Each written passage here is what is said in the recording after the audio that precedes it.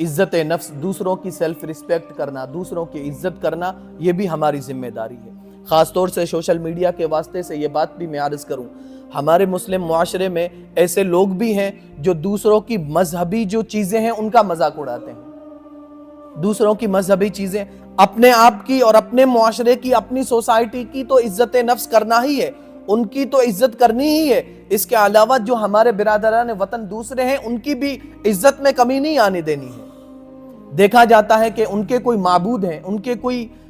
پوجنی ہے، ان کے کوئی ریسپیکٹڈ پرسن ہے، کوئی شخصیت ہے، پرسنالٹی ہے، کوئی ان کے دیوی دیوتا ہیں، ہمیں اجازت نہیں ہے کہ ہم ان کو ٹارچر کریں یا ہم ان کی ڈی رسپیکٹ کریں، ہم ان کی رسپیکٹ کو ختم کریں، ہم ان کا مذاق بنائیں۔ کوئی بھی پوسٹ، کوئی بھی ویڈیو آگے شیئر کرنے سے پہلے یہ ذرا سوچیں کہ میں اس کی سچائی کی گواہی دے سکتا ہوں کہ یہ سچ ہے کہ نہیں ہے۔ بلکہ یہاں تک ہمیں کوشش کرنی چاہیے، ہر ایسی پوسٹ، ہر ایسا ویڈیو، ہر ایسا میسج، ہر ایسا پیغام آگے فارورڈ کرنے سے پہلے ہمیں یہ سوچنا چاہیے کہ کہیں یہ کنٹینٹ یا یہ جو میسج ہے، یہ پیغام ہے، آگے جا کر کے سوسائٹی کے اندر دوریاں پیدا کرنے کا کام تو نہیں کرے گا، نفرتیں پیدا کرنے کا کام تو نہیں کرے گا۔ جو لوگ نفرت پھیلانا چاہتے ہیں ان میں اور ہم میں کوئی فرق نہیں ہے۔ سوشل میڈیا پر ان کے لوگ بھی اگر مسلمانوں کے حوالے سے کوئی غلط چیز ہوتی ہے فارورڈ کرے چلے جاتے ہیں، اور ہمارے مسلمان تو پھر کہنا ہی کیا۔ اگر کسی کو لیے کوئی غلط بولا ہوا اسلام کے علاوہ دوسرے مذہب میں فٹافٹ اس کو شیئر کیے جا رہے ہیں، ہمیں اس سے کیا مطلب ہے؟ تو یاد رکھیے، ہر ایسا پیغام، ہر ایسی چیز اور ہر ایسی پوسٹ جس کی وجہ سے سوسائٹی کے اندر، ملک کے رہنے والوں کے اندر اگر نفرتیں پھیل رہی ہے تو اسلام ہمیں اس چیز کی آگے فارورڈ کرنے کی اجازت نہیں دیتا۔ اسلام ہمیں چاہے سچی ہو، لیکن اس کا سائیڈ ایفیکٹ ہے کہ سماج کے اندر جا کر کے، سوسائٹی کے اندر جا کر کے اس سے نفرتیں پھیلے گی تو ہمیں اسی جگہ پر روک لینا چاہیے اور اپنے آپ کو ذرا سوچنا چاہیے کہ میرے ایک حرکت کی وجہ سے، میرے ایک کام کی وجہ سے نہ جانے کتنے لوگ لڑ سکتے ہیں، کتنے لوگوں کے درمیان نفرتیں پھیل سکتی ہے۔ تو یہ آپس میں محبت میں رہنے کے لیے قرآن نے ہمیں دوسرا اصول بتایا ہے۔ اللہم صلی علی سیدنا و مولانا محمد وعلی آل سیدنا و مولانا محمد وبارک وسلم۔ بسم اللہ الرحمن الرحیم وصلی اللہ علی النبی الکریم، اما بعد فاعوذ باللہ من الشیطان الرجیم، بسم اللہ الرحمن الرحیم۔ وَلَقَدْ أَنزَلْنَا إِلَيْكُمْ كِتَابًا فِيهِ ذِكْرُكُمْ افلا تعقلون۔ صدق اللہ العظیم۔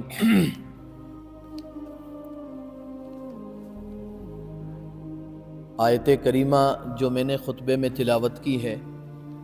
جس کا سیدھا سا اور سادہ سا ترجمہ یہ ہے، وَلَقَدْ أَنزَلْنَا إِلَيْكُمْ، اللہ فرماتے ہیں وَلَقَدْ أَنزَلْنَا إِلَيْكُمْ كِتَابًا، اور تحقیق کہ ہم نے تمہاری طرف، ارے اس مائک کی وائرنگ صحیح نہیں ہے۔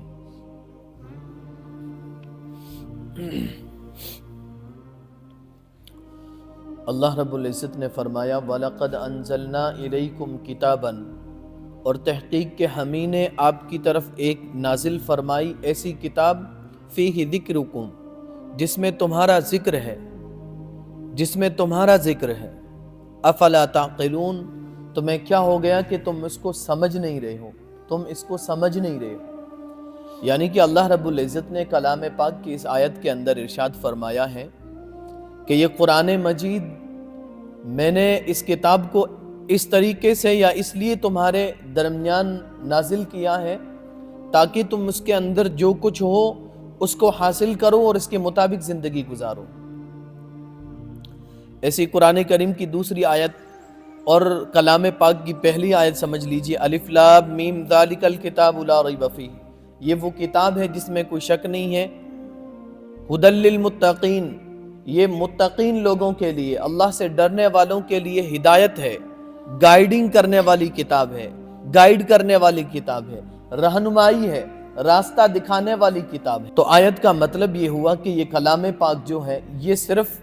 اس کی تلاوت کرنے کے لیے کلام پاک نازل نہیں ہوا ہے، یا قرآن مجید صرف برکت حاصل کرنے کے لیے نازل نہیں ہوا ہے۔ میرے ورڈنگ اور میرے الفاظ پر غور کیجئے گا، میں کہہ رہا ہوں صرف تلاوت کے لیے نازل نہیں ہوا ہے، تلاوت کے لیے بھی نازل ہوا ہے، صرف برکت کے لیے نازل نہیں ہوا، برکت کے لیے بھی نازل ہوا ہے، لیکن اصل میں جو اللہ رب العزت نے کلام پاک نازل فرمایا ہے وہ اللہ رب العزت نے اس میں وجہ بتائی، وَلَقَدْ أَنزَلْنَا إِلَيْكُمْ كِتَابًا فِيهِ ذِكْرُكُمْ، کہ اس میں تمہارا ذکر ہے، یعنی تمہارے لیے نصیحت ہے، تمہارے لیے سبق ہے، تمہارے لیے زندگی گزارنے کے اصول، قوانین اور لوز اس میں ذکر کیے گئے ہیں۔ کلام پاک اس لیے نازل ہوا کہ اس کے بتائے ہوئے رولز کے مطابق، اس کے بتائے ہوئے اللہ کے آرڈرز کے مطابق انسان زندہ ہونے سے لے کر کے موت تک اپنی ساری زندگی اس کے مطابق گزار لے۔ دوسرے جتنے بھی مذہب ہیں ان مذاہب میں اور مذہب اسلام میں امتیاز، یعنی کہ ڈیفرنٹ اور سب سے بڑا فرق اور جو اسلام کی خاصیت ہے وہ خاصیت ہی یہی ہے کہ دیگر مذاہب صرف نام کے مذہب ہیں، ان کے مذہب میں صرف پوجا پاٹ کرنے کا طریقہ ہے اور کچھ عقائد ہیں، کچھ تھاٹس ہیں، کچھ فیتھس ہیں، بس اسی کو دھرم مذہب کہہ دیا جاتا ہے۔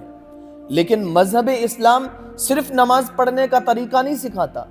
صرف مسجد میں نماز کیسے پڑھنی ہے صرف اس کا طریقہ نہیں بتاتا، بلکہ اسلام واحد ایسا مذہب ہے جو انسان پیدا ہونے سے لے کر موت تک، انسان جن کنڈیشنز کو فیس کرتا ہے، انسان جن حالات سے گزرتا ہے، انسان جس طرح کی انسان کی ضرورتیں سامنے آتی ہیں اور جو جو چیز انسان کو ضرورت پڑتی ہے، اسلام یہ کہتا ہے کہ یہاں دو طریقے ہیں، اس طریقے پر عمل نہیں کرنا ہے، اس طریقے پر عمل کرنا ہے۔ میں کچھ ایگزامپلز اور مثالیں دوں گا۔ جب بچہ پیدا ہو تو ایک طریقہ تو یہ ہے کہ کچھ بھی نہیں کیا جائے، بچہ پیدا ہو گیا بس خلاص۔ ایک طریقہ یہ ہے کہ پوری دنیا کے سامنے ڈانس کرتا پھرے انسان کہ مجھے کیا مل گیا، اولاد مل گئی، مجھے بچہ ہو گیا۔ لیکن اسلام یہاں اکیلا نہیں چھوڑتا، اسلام کہتا ہے کہ 7ویں دن عقیقہ کیا جائے گا، پیدا ہوتے ہی کان میں اذان پڑی جائے گی، اللہ کی وحدانیت کی، نبی علیہ الصلوۃ والسلام کی رسالت کی گواہی اس کے کانوں تک پہنچائی جائے گی، اسلام کی حقانیت اس کے کانوں میں پہلی آواز گونجے گی۔ یہ اسلام کی تعلیم ہے۔ جب 7 دن ہو جائیں تو صدقہ کیا جائے گا، یعنی کہ عقیقہ کیا جائے گا، یہ اسلام کا طریقہ ہے۔ صدقہ غریبوں کو کیا جائے گا اور عقیقے میں غریب لوگ بھی شامل کر سکتے ہیں، اپنے رشتہ دار بھی شامل کر سکتے ہیں۔ پھر جب بچہ بڑا ہونے لگتا ہے، وہی بچہ جس کے کل جن کے کان میں اذان دی گئی تھی، وہی بچہ جب بڑا ہوتا ہے تو ایک تو اس کے سامنے راستہ یہ ہے کہ اس بچے کو صرف دنیا کی ایجوکیشن اتنی دلائے کہ یہ مال حاصل کر سکے، کما سکے، دنیا میں اس کو کوئی تکلیف محسوس نہ ہو، ایک طریقہ تو یہ ہے۔ اس کے علاوہ جو چاہے کرے، ماں باپ کی کوئی ذمہ داری نہیں، لیکن اسلام کہتا ہے نہیں، دنیا کی ایجوکیشن بھی دینی ہے، حلال مال کیسے کمانا ہے یہ طریقہ بھی بتانا ہے، اس کے ساتھ ساتھ پوری روٹین میں زندگی کیسے گزارنی ہے اس کو قرآن بھی سکھانا ہے، اس کو حدیث بھی سکھانی ہے، اس کو انگلش کے ساتھ عربک بھی سکھانی ہے، یہ طریقہ ہمیں اسلام بتاتا ہے۔ اس کے بعد جب بچہ بڑا ہو جائے، 15 سال کا بچہ ہو گیا، 20 سال کا ہو گیا، اس کی انسان کی فطرت کے اندر ایک ضرورت ہے۔ میں نے کیا کہا، اسلام اس مذہب کا نام ہے جو انسان کی جو بھی ضرورت پڑے آگے رہنمائی کرے، گائیڈ کرے کہ یہ طریقہ ہے اور اس طریقے سے زندگی گزارنی ہے۔ جب انسان بڑا ہوتا ہے، جوان ہوتا ہے، تو اس کو ایک عورت کی ضرورت پڑتی ہے، یہ انسان کی فطرت ہے، انسان کے اندر ہے، ایسا ہوتا ہے ہر انسان کے اندر۔ تو اس کا ایک طریقہ تو یہ ہے کہ جب چاہے، جس سے چاہے، جیسے چاہے، جو پسند آ جائے اس کے ساتھ اپنی ضرورت کو پورا کر لے۔ لیکن اسلام یہ طریقہ نہیں سکھاتا، بلکہ اسلام کیا کہتا ہے، 2 گواہوں کی موجودگی ہو، حق مہر ہو، ایجاب اور قبول ہو، ایک عورت کے ساتھ رشتہ ہو اور اس کے ساتھ زندگی گزارنی ہو۔ پھر وہی انسان جیسے جیسے بڑا ہوگا، مال اس کے انسان کے پاس آ جائے، ایک طریقہ تو یہ ہے کہ جیسے چاہے خرچ کرے، جو چاہے لے لے، جو چاہے خرید لے، جو چاہے بیچ لے، مال جیسے آ رہا ہے آ جائے۔ لیکن اسلام نہیں کہتا، اسلام کہتا ہے کہ یہ حلال طریقے ہیں، ان طریقوں سے مال حاصل کرنا ہے، یہ حرام طریقے ہیں، سود حرام ہے، جتنی چیزیں حرام ہیں ان سے بچ کر کے حلال طریقوں سے مال حاصل کرنا ہے۔ مال حاصل کر لیا، اب خرچ کرتے ہوئے بے جا اسراف نہیں کرنا ہے، غلط طریقے سے خرچ نہیں کرنا ہے، بلکہ جو جو حقوق ہیں، خاص طور سے 2.5% زکوٰۃ ادا کرنی پڑے گی۔ یہ کس کے آرڈرز ہیں؟ اللہ رب العزت کے احکام ہیں۔ یہاں تک کہ جب انسان مر جاتا ہے، جب انسان اس دنیا کو چھوڑ کر کے چلا جاتا ہے، تب بھی انسان یہ اسلام وہاں بھی اس کی رہنمائی چھوڑتا نہیں، بلکہ وہاں بھی رہنمائی کرتا ہے اور کہتا ہے کہ اس کو ایسے ہی جس حالت میں میت کا انتقال ہوا ایسے ہی نہیں چھوڑو، اس کو غسل دینا ہے، اس کو وضو کروانا ہے، اس کو خوشبو لگانی ہے، اس کو کپڑے پہنانے ہیں، کتنے کپڑے پہنانے ہیں، کتنی سائز کے کپڑے پہنانے ہیں، سب اسلام رہنمائی کرتا ہے۔ دنیا کے اندر اس دھرتی کے اوپر اسلام کے علاوہ کوئی ایسا مذہب نہیں ہے جو اس طرح ایک ایک ڈیٹیل میں گائیڈنگ کرتا ہو، رہنمائی کرتا ہو۔ واحد اسلام ہے، مرد کو اتنے کپڑے پہنائے جائیں گے، لیڈیز کو اتنے پہنائے جائیں گے، پھر دفن جب کیا جاتا ہے تو ایسے نہیں کچھ بھی کھڈا کھود دو اور اندر ڈال دو، نہیں، ایک طریقہ بتایا، اس طریقے سے اتنے اعزاز کے ساتھ خوشبو لگائی جائے گی، کفن کو خوشبو لگائی جائے گی اور قبر کو اس طریقے سے محفوظ جگہ بنا کر کے اس کو دفن کر دیا جائے گا۔ یہ اسلام کا مکمل طریقہ ہے، لیکن بڑے افسوس کے ساتھ کہنا یہ پڑ رہا ہے اور حقیقت اور ریالٹی ہمارے معاشرے کی یہ ہے کہ ہم نے اسلام کو صرف مسجد تک محدود کر لیا۔ ہم صرف اسلام کے معنی یہ سمجھتے ہیں کہ نماز پڑھنا ہے اور مسجد میں آنا ہے تو خاموش رہنا ہے، یہ صرف ہم سمجھتے ہیں اسلام کا طریقہ ہے۔ حالانکہ یہ صرف اسلام کا طریقہ نہیں، بلکہ اسلام کا طریقہ ہم قرآن کو یہ سمجھتے ہیں کہ صرف یہ اس کے الفاظ ہیں جو پڑھنے کے لیے، اس کی تلاوت کی جائے، میت کا انتقال ہو جائے، اس کا ثواب پہنچائے، صرف یہ مطلب سمجھتے ہیں۔ حالانکہ قرآن کریم کا نہ یہ مطلب ہے، نہ صرف اسلام کا یہ مطلب ہے۔ قرآن کریم کا مطلب یہ ہے کہ اس کے اندر جو اللہ رب العزت نے احکام اور آرڈرز لاگو کی ہیں اپنے بندوں کے اوپر، ان کے مطابق ہمیں زندگی گزارنی ہے۔ اور وہ زندگی کیسے گزاری جائے گی؟ جب ہم پڑھیں گے کہ اس کے اندر ہے کیا، اور جب پہلے ہم یہ سوچنے کے لیے تیار ہوں گے کہ دین، مذہب اور اسلام صرف مسجد تک لمٹ نہیں ہے، بلکہ ہمارے گھروں تک، بلکہ ہماری بیڈ روم تک اسلام نے ہمارے طریقے بتائے۔ ذرا سمجھیے، تصور کیجئے، اسلام نے ہمارے بیڈ روم تک کے مسائل بیان کیے ہیں۔ اپنی وائف جو نجی وائف ہے، اپنی پراپرٹی ہے، اس کے ساتھ کیسے زندگی گزارنی ہے، اس کے ساتھ کیسے معاملات کرنے ہیں، یہ بھی ہمارے اسلام نے ہمیں رہنمائی دی ہے۔ لیکن افسوس اس بات پر ہوتا ہے کہ آج ہم نے اسلام کو سمت کر دیا ہے، لیمیٹڈ کر دیا ہے صرف مسجد کی حد تک۔ مسجد کے باہر جاؤ، کوئی غریب ہے اس کا مال ہڑپ لو، اس کا پلانٹ دبا لو، کسی سے دشمنی ہو گئی، چاہے خود غلط ہے اور سامنے والا صحیح ہے، نہیں، اسلام کی کوئی پرواہ نہیں۔ شادی ہوتی ہے، نکاح ہوتا ہے، نبی علیہ الصلوۃ والسلام نے جو تعلیم دی، کوئی تعلیم کا احساس نہیں۔ ہم تو اپنی مرضی سے جتنا چاہیں گے جہیز دیں گے، جیسا چاہیں گے کھانا بنائیں گے، جیسے چاہیں گے ڈی جے بنائیں گے، جیسے چاہیں گے لوگ بلائیں گے۔ تو بڑے فکر کی ضرورت ہے۔ کہا جاتا ہے کہ اسلام کو آج مسلمان اسلامی دشمن طاقتوں کا رونا روتا ہے، کہتا ہے حکومتیں ہماری نہیں ہے، اس طرح کی حکومتیں ہمیں ٹارچر کر رہی ہے۔ لیکن ذرا اب ڈیپ میں جا کر کے دیکھیں گے تو اسلام کے دشمن ہم ہی خود لوگ ہیں۔ کون سی سرکار ہے اگر نماز کے اوپر کوئی حکومت پابندی لگا دے مسجد کے آنے کے لیے، مسلمان سڑکوں پر آ جائیں گے۔ لیکن کون سی سرکار نے ڈی جے بجانے کے لیے ہمیں مجبور کیا ہے شادیوں میں، لیکن بجاتے ہیں؟ کون سی سرکار نے کہا کہ 10 لاکھ کے بغیر بچی کی شادی نہیں ہو سکتی، اس سے کم میں نہیں کر سکتے، لیکن ہم کر رہے ہیں؟ کیونکہ ہم نے اسلام کو اسلام کے مطابق نہیں بنایا، بلکہ اسلام کو اپنے مطابق بنانے کی کوشش کی۔ جہاں ہمیں اسلام کا کوئی طریقہ ہمیں بینیفٹ مل گیا، مان لیا۔ جہاں اسلام ہماری خواہشوں کو دباتا ہے، ہمارے اندر کے جذبات کو دباتا ہے، ہم نے وہاں پر اسلام کو اگنور کر۔ بہرحال میں عرض یہ کر رہا ہوں کہ مذہب اسلام ایک ایسا مذہب ہے جو ہمیں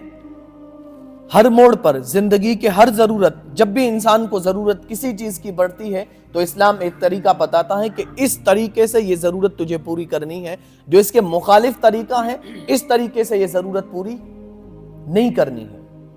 بھئی انسان کو بھوک لگتی ہے، انسان کو کھانے کی ضرورت پڑتی ہے نا، پڑتی ہے ضرورت، لیکن اب کھانا حاصل کرنے کے لیے انسان کسی سے چھین بھی کے کھا سکتا ہے، چوری کر کے کھا سکتا ہے، کسی کو مار کوٹ کر کے، قتل کر کے، کسی کے اوپر زیادتی کر کے کھا سکتا ہے، لیکن اسلام نے کہا نہیں، جو حلال طریقہ ہے اپنی محنت کے ساتھ کماؤ گے۔ انسان کو مکان کی ضرورت ہے، مکان انسان جس کے پاس طاقت ہے وہ کسی کو خالی کروا کے بھی رہ سکتا ہے، لیکن اسلام نے کہا نہیں، حلال طریقوں سے کمایا جائے گا اور اس طریقے سے رہا جائے گا۔ بہرحال قرآن کریم کی ایسی بہت ساری آیات ہیں، یہ سب تمہیدی باتیں تھیں، ابتدائی باتیں تھیں. اصل ٹاپک تک میں آنا چاہ رہا تھا لیکن وقت بہت زیادہ ہو رہا ہے. اصل بتانا یہ میں چاہتا ہوں کہ قرآن کریم صرف برکت کے لیے نہیں، قرآن کریم صرف تلاوت کے لیے نہیں، بلکہ قرآن کریم کے اندر جو کچھ لکھا ہوا ہے اس کو اپنی عملی زندگی میں لانے کی ضرورت ہے.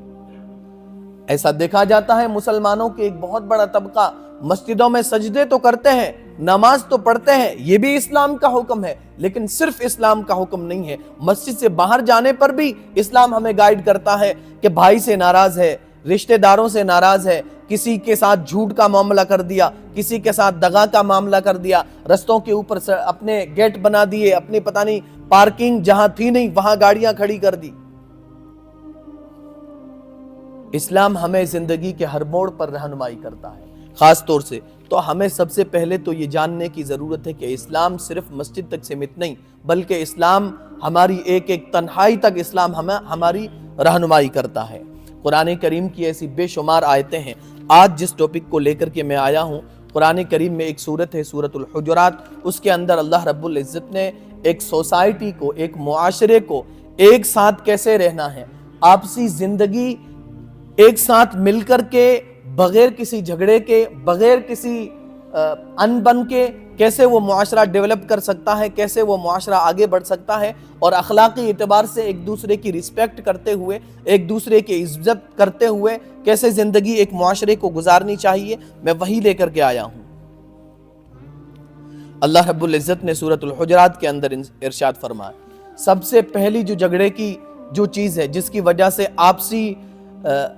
تناؤ بن جاتا ہے، آپس میں نفرتیں پھیل جاتی ہے، اللہ رب العزت نے ایک اصول بتایا، یا ایھا الذین آمنوا، اے ایمان والو، ان جاءکم فاسق، کہ جب تمہارے پاس کوئی فاسق، کوئی گنہگار، کوئی برا انسان، ان جاءکم فاسق بنبأ،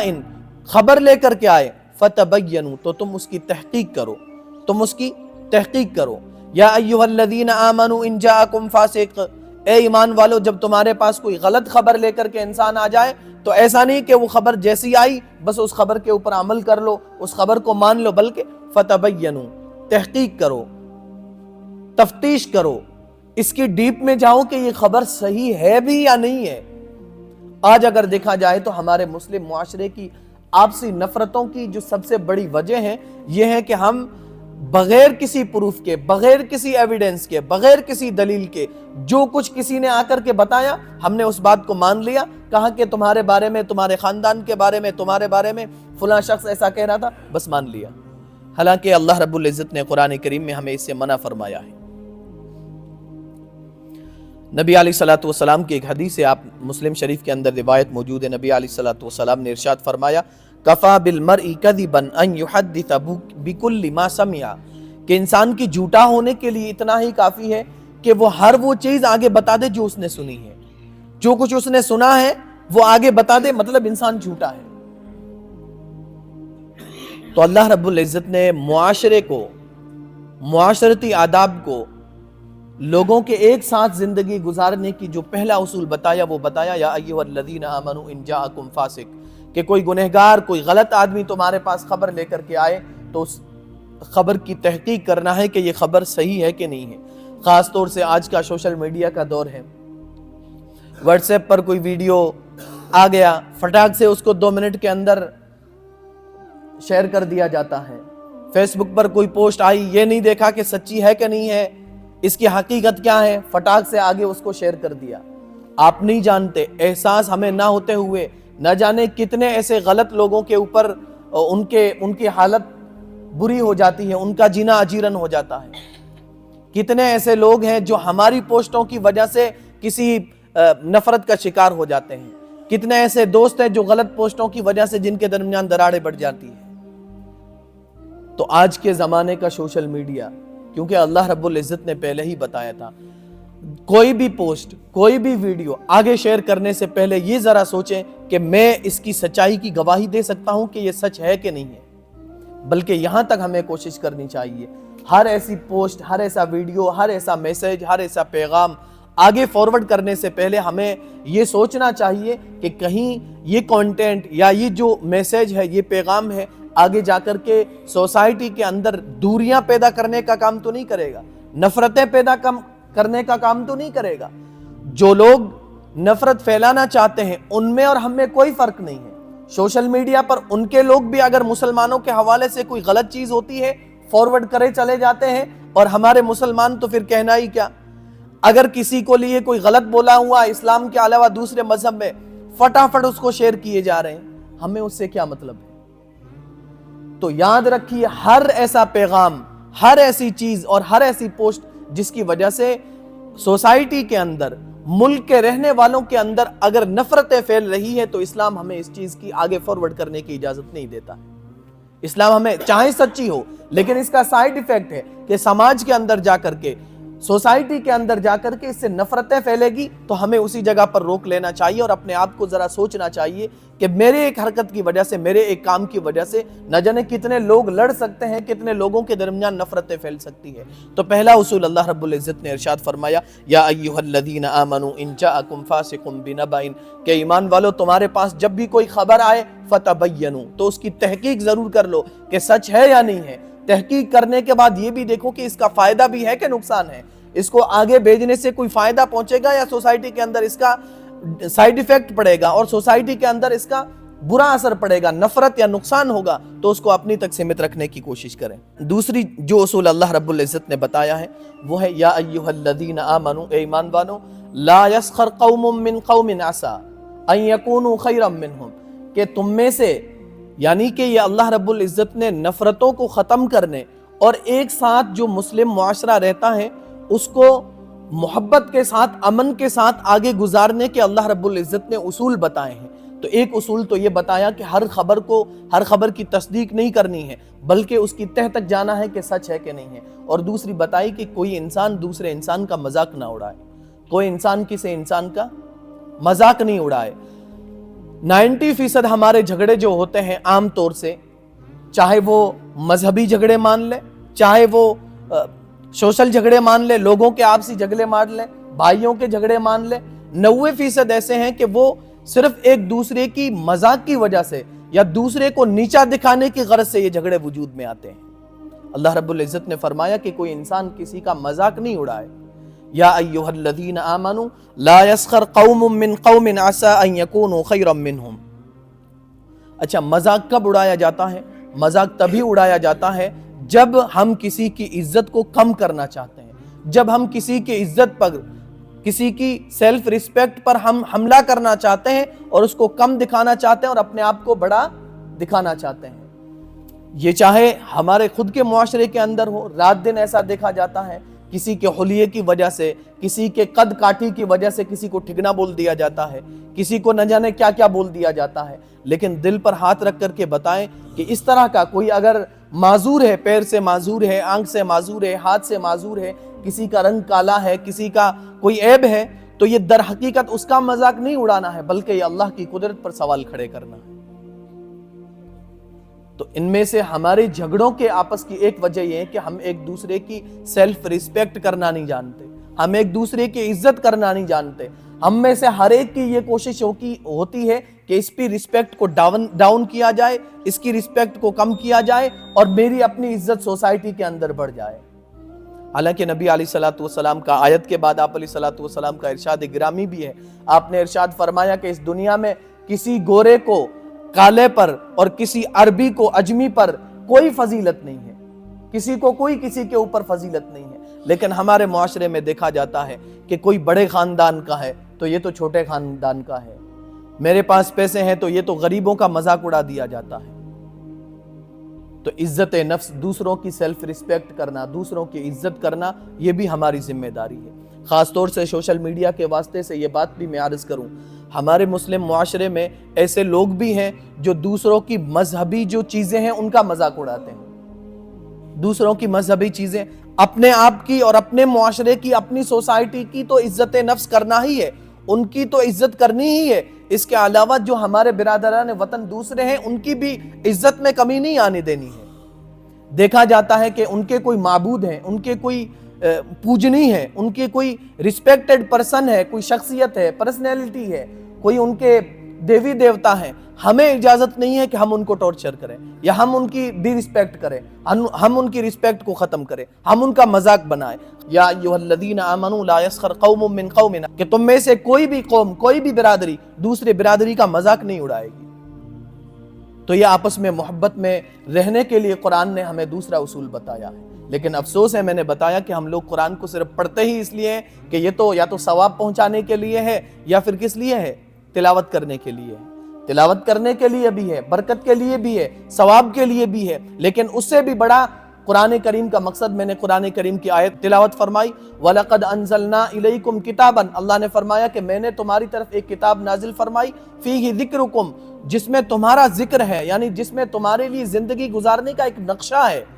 एक पिक्चर खींची हुई है, बनाई हुई कि तुम्हें इस तरीके से जिंदगी गुजारनी है। कुरान करीम की पहली आयत हम उठा करके देखेंगे, अलिफ लाम मीम ज़ालिकल किताबु ला रैब फीह, ये वो किताब है जिसमें कोई शक नहीं है, हुदल लिल मुत्तकीन, ये मुत्तकीन की हिदायत के लिए है, उनकी गाइड के लिए है, उनकी रहनुमाई के लिए है। तो रहनुमाई क्या तिलावत करने से हो जाएगी? सवाब पहुंचाने से तो रहनुमाई नहीं होती। गाइड उसको कहते हैं जिसको देख करके जिंदगी गुजारा जाए। तो बहरहाल अल्लाह रब्बुल इज्जत ने जो दूसरा हमें उसूल दिया वो एक दूसरे की सेल्फ रिस्पेक्ट करना, एक दूसरे की इज्जत करना सिखाया। इसी में आगे अल्लाह रब्बुल इज्जत ने इसी आयत का अगला टुकड़ा है, या अय्युहल्लज़ीना आमनू ला यस्खर कौमुम मिन कौमिन असा अन यकूनु खैरम मिनहुम वला तनाबज़ू बिल अलक़ाब, कि एक दूसरे को बुरे नामों के साथ ना पुकारो, एक दूसरे को बुरे अलक़ाब के साथ, बुरे नाम लेकर के ना पुकारो। किसी को कुछ कह दिया, किसी को कुछ कह दिया, इस्लाम हमें इस चीज़ की इजाज़त नहीं देता। मैंने शुरू में कहा, हम ये तो समझते हैं कि मस्जिद में नमाज पढ़ने का सवाब का काम है और नमाज छोड़ देना गुनाह का काम है, लेकिन ये नहीं समझते कि किसी की रिस्पेक्ट को डाउन कर देना, किसी की इज्जत पर हमला कर देना और किसी की इज्जत को कम कर देना, ये भी बहुत बड़ा गुनाह है।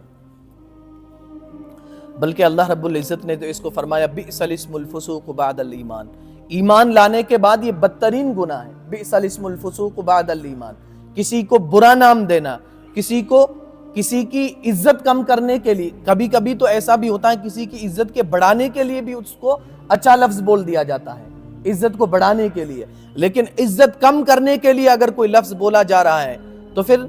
बिअसल इस्मुल फुसूक बादल ईमान, ईमान लाने के बाद बदतरीन गुनाह ये है। ये कुरान करीम की आयत है।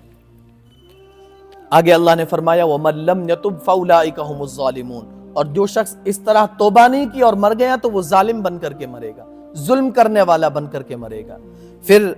पांचवा जो अल्लाह रब्बुल इज्जत ने हमें उसूल दिया है एक सोसाइटी के अंदर, एक आदाब मुआशरत और एक साथ जिंदगी गुजारने के लिए, वो दिया है, या अय्युहल्लज़ीना आमनू जितनिबू कसीरम मिनज़्ज़न, के ईमान वालों गुमानों से, बदगुमानी से बचो। या अय्युहल्लज़ीना आमनू, ए ईमान वालों, इजतनिबू कसीरम मिनज़्ज़न, कि बदगुमानी से बचो। इन्न बअदज़्ज़न्नि इस्मुन, क्योंकि बदगुमानी बहुत बड़ा गुनाह है। बदगुमानी किसको कहते हैं? बगैर प्रूफ के, बगैर एविडेंस के कुछ चीजें देख करके किसी के मुतालिक जजमेंट दे देना, किसी के मुतालिक फैसला दे देना कि सलाम नहीं किया, मैं जा रहा था, साला घमंडी है, तकब्बुर करता है। ये क्या है? ये क्या है? बदगुमानी। ये किसी के मुतालिक बदगुमानी है। कोई सुबह में मान लेते हैं कि कोई शराब की दुकान के पास से निकला है, ठीक है, हमारे मुआशरे में आजकल ये कम है, नशा कम है तो ये नहीं सोचा जाता, वरना अगर मान लेते हैं कि तन्हाई में कोई इंसान ने, किसी मर्द ने किसी औरत को लिफ्ट दे दी जा रहा है, सीधा यही कि बदकारी का जहन में आता है। ये सब बदगुमानी है। बदगुमानी बगैर प्रूफ के, बगैर एविडेंस के किसी के ऊपर फतवा दे देना, किसी के मुतालिक अपनी राय का इजहार कर देना कि ये तो ऐसा है। या अय्युहल्लज़ीना आमनू इज्तनिबू कसीरम मिनज़्ज़न्न इन्न बअदज़्ज़न्नि इस्मुन। इसके बाद ही आगे अल्लाह रब्बुल इज्जत ने फरमाया, वला तजस्ससू। अच्छा, ये तो जो बदगुमानी है, ये तो ये है कि बगैर प्रूफ के, बगैर किसी एविडेंस के किसी के मुतालिक अपने दिमाग में उस किसी को बुरा समझ लेना। मिसाल के तौर पर कोई जुमे के टाइम हम जब बाहर निकल रहे होंगे तो कोई शख्स बाहर बैठा है तो सीधा हमारा सारा नमाज नहीं पढ़ता है। हो सकता है किसी और मस्जिद में जल्दी हुई होगी नमाज, वहां से पढ़ करके आया हो, نماز کی دعوت دینا تو خیر الگ بات ہے، لیکن کسی کے اوپر الزام لگا دینا یہ اسلام کا نقطہ نظر نہیں ہے۔ اسلام ہمیں اس چیز کی بالکل بھی پرمیشن نہیں دیتا، اسلام ہمیں اس چیز کی بالکل بھی اجازت نہیں دیتا۔ پھر آگے اللہ رب العزت نے فرمایا وَلَا تَجَسَّسُوا، کسی کی جاسوسی مت کرو، کسی کو پرسنل لائف میں جھانک کر کے دیکھنے کی ضرورت نہیں کہ یہ کیا کرتا ہے، ہمیں کیا اس سے مطلب ہے۔ وَلَا تَجَسَّسُوا، کسی کی جاسوسی نہیں کرنی ہے، کسی کی جو سیکریٹ زندگی ہے اس میں جھانک کر کے دیکھیں کہ یہ گھر پہ کیا کرتا ہے، یہ جب اپنے آفس میں جاتا ہے تو کیا کرتا ہے، یہ فلاں جگہ کیا کرتا ہے۔ کوئی انسان مان لیتے ہیں اپنے یہاں سوسائٹی کی حقیقت ریالٹی میں بتاؤں، مان لیں کہ کوئی انسان خاص طور سے یہاں پر رات کو 1 بجے یہاں سے اچانک بائک نکل کے، خاص طور سے کوئی جوان ہو، کوئی خوبصورت بھی ہو، جوان بھی ہو، یہاں سے بائک لے کر کے نکلے، جتنے لوگ دیکھیں گے سب اس کے متعلق ہی سمجھیں گے کہ کسی بدکاری کے لیے جا رہا ہے۔ یہ ریئلٹی ہے، یہ حقیقت ہے، کوئی پروف نہیں، کوئی دلائل نہیں، بس ایک ایسی چیز دیکھ لی، ہمارے دماغ نے کہہ دیا۔ اچھا، ایک تو ہلکا سا انسان کے ذہن میں آ جاتا ہے، ذہن میں نہیں، آگے جا کر کے بتاتے بھی ہیں کہ فلاں انسان رات کو 12 بجے اس گلی سے نکلا تھا، اس کا مطلب وہاں گیا تھا یا یہ اس کام کے لیے گیا تھا۔ یہ ساری بدگمانی ہے۔ اللہ رب العزت نے قرآن میں فرمایا یا ایھا الذین آمنوا اجتنبوا کثیرا من الظن، بدگمانی سے بھی بچنا ہے۔ ولا تجسسوا، کسی کی پرسنل لائف کو جھانک کر کے نہیں دیکھنا ہے کہ کیا کر رہا ہے۔ ولا یغتب بعضکم بعضا، اور ایک دوسرے کی غیبت نہیں کرنا ہے۔ گویا کہ اللہ رب العزت نے ان چند آیات کے اندر ایک معاشرے اور ایک سوسائٹی کے اندر جتنے جھگڑوں کی وجہ ہو سکتی ہے سب اللہ رب العزت نے ہائی لائٹ فرمائی، اور اللہ رب العزت نے سبھی کا ذکر فرمایا۔ ایک دوسرے کی غیبت نہیں کرنا، ایک دوسرے کی غیبت کرنا بھی بہت بڑا گناہ ہے، پلس غیبت بھی اسی کی جاتی ہے جس کے عزت کے اوپر حملہ کرنا ہوتا ہے، جس کی عزت کو کم کرنا ہوتا ہے اسی کی غیبت کی جاتی ہے۔ تو یہ سارے ضرورت ہمیں اس بات کی ہے کہ ہم کلام پاک کو پڑھنے کی کوشش کریں۔ ہم سب سے پہلے پڑھنا ہمیں دیکھ کے بھی نہیں آتا، یہ الگ بات ہے، لیکن ہم سمجھتے ہیں کہ ہمیں کیا ہے، قرآن صرف تلاوت کے لیے ہے اور صرف برکت کے لیے، حالانکہ نہ تو ہمیں تلاوت کرنی آتی ہے، سمجھنا تو بہت دور کی بات ہے، لیکن کم سے کم ہم مینٹلی اس بات کو سمجھیں تو صحیح کہ قرآن پڑھنے کے لیے ہے، تلاوت کے لیے ہے، اس کے الفاظ برکت کے لیے ہے، ثواب پہنچانے کے لیے ہے، لیکن صرف اس کے لیے نہیں ہے، بلکہ جو قرآن کریم کا اصل مقصد ہے وہ یہ ہے کہ پڑھ کر کے ہم اس کے مطابق زندگی گزاریں، اس کے پروسیس میں یہ ہوگا کہ سب سے پہلے ہمیں قرآن کریم کی عربی کی ریڈنگ ہمیں آنی پڑے گی، عربی کی ریڈنگ سیکھنی پڑے گی، الفابیٹ سیکھنے پڑیں گے عربک کے، اس کے بعد اس کو پڑھنا سیکھیں گے، اس کے بعد اس کے گرامر سیکھیں گے اور پھر پڑھیں گے۔ اس کے علاوہ ایک اور شارٹ کٹ طریقہ ہے، ٹرانسلیٹ پڑھ لینا۔ اس کو عربی جاننا نہیں کہیں گے، اس کو ہم یہ نہیں کہیں گے انہوں نے عربی سے پڑھا ہے، کیا پڑھا ہے؟ ٹرانسلیٹ پڑھا ہے۔ کوئی یہ نہیں کہے کہ میں ترجمہ پڑھ رہا ہوں یا میں تفسیر پڑھ رہا ہوں، بلکہ میں کسی اور کی تفسیر کی ہوئی کو ٹرانسلیٹ کیے ہوئے کو ہندی میں پڑھ رہا ہوں، تو یہ بھی پڑھنی چاہیے۔ قرآن کریم کا ترجمہ ہونا تو یہ چاہیے مسلمانوں کی شان، اور بلکہ یہاں مجھے ایک فائدہ لگتا ہے کہ آپ ہمارے ادھر اردو لوگ اتنا عام طور پر جوان اردو لوگ لکھنا پڑھنا نہیں جانتے، اردو کو خاص طور سے، لیکن آپ کے ہاں اکثر بچے 80% جو اسکول 12th کرے ہوئے ہیں وہ بچے ایسے ہیں جو اردو پڑھنا جانتے ہیں۔